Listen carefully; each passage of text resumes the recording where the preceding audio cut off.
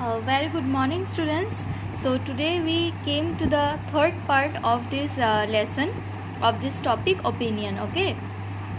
So আজকে আমরা third পার্টে পৌঁছে গেলাম opinionের আর সেটা হলো আজকে আমরা জানতে পারবো যে phrases to agree with someone ওরা মানে ধরো কেউ তোমাকে রায় দিল, তোমাকে ডিসিশন দিল, তো তুমি তার ডিসিশনে অ্যাগ্রি হয়েছো, মানে রাজি হয়েছো, তো তাকে তুমি কি করে বলবে যে আমার ভালো লেগেছে তোমার ডিসিশনটা, আমি অ্যাগ্রি হয়েছি তোমার ডিসিশনটাতে, ঠিক আছে? So let us start. কী করে বলতে পারি দেখো, I totally agree with you, I totally agree with you, আমি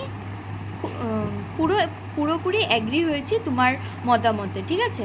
তুমি যেটা বলেছো আমি সেটাতে, তোমার মতামতে, তোমার রায়ে আমি অ্যাগ্রি হয়েছি totally, fully. Okay, so see next, I couldn't agree more, তুমি যেটা বলেছো তার থেকে তো বেশি আমি অ্যাগ্রি হতেই পারি না, তুমি এত মানে ভালো ডিসিশন দিয়েছো, ঠিক আছে? তখন তুমি কি ইউজ করতে পারো, what sentence you can, what phrases you can use?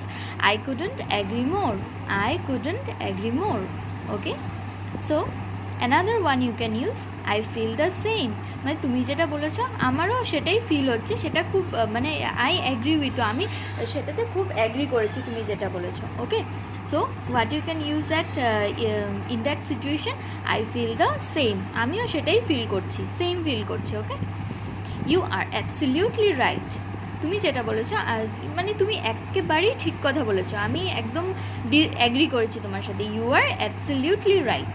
Okay, so see next, I see your point, হ্যাঁ তুমি যেটা বলেছো আমি সে পয়েন্টটাকে দেখলাম যে তুমি ঠিক বলেছো, তাই আমি অ্যাগ্রি করছি তোমার পয়েন্টটাকে, ঠিক আছে? So see next, that's a good point, what you can say that's a good point, কেউ তোমাকে তার অপিনিয়ন রাখলো, তুমি সেটাতে অ্যাগ্রি করেছো, ঠিক আছে? তখন তুমি কি বলতে পারো তাকে, that's a good point. Okay, so see next, দেখো এরকম অনেক সময় হতে পারে কেউ কারোর অপিনিয়ন দিচ্ছে কিন্তু আমাদের সেটা ভালো লাগছে না, বা আমরা মানে সেটাতে অ্যাগ্রি হচ্ছি না, তো আমরা তাকে রুডভাবে না বলে ভালোভাবে কি করে বলতে পারি সেটা জানবো আজকে, দেখবো আজকে, ঠিক আছে? কেউ তোমাকে ডিসিশন দিল, রায় দিল, তোমার থেকে অপিনিয়ন চেলো যে তুমি সেটাতে কি you agree to that person or you didn't agree, if you don't agree to that person, how you will react to that person, okay? What you will say to that person.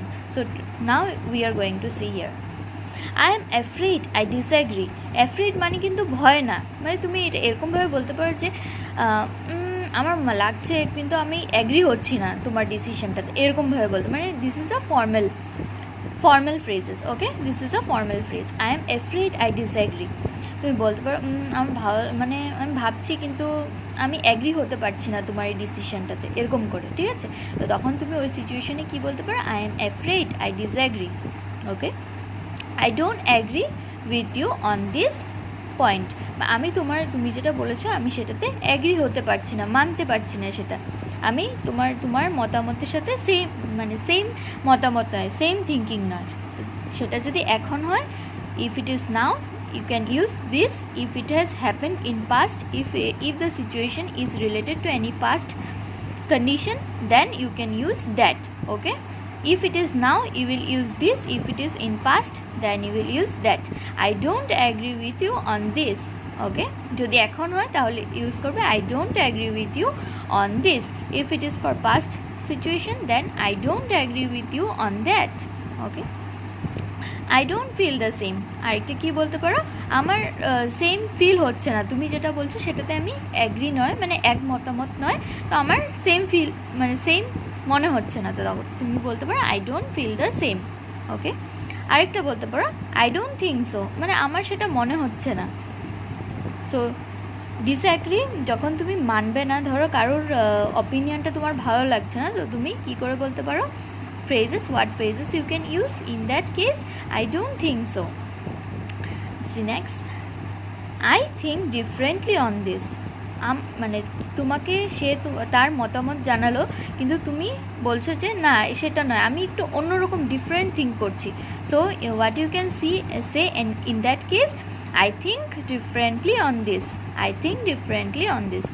So students, I hope so you all have understood my explanation for the last topic of opinion, for agreeing and disagreeing to someone's opinion.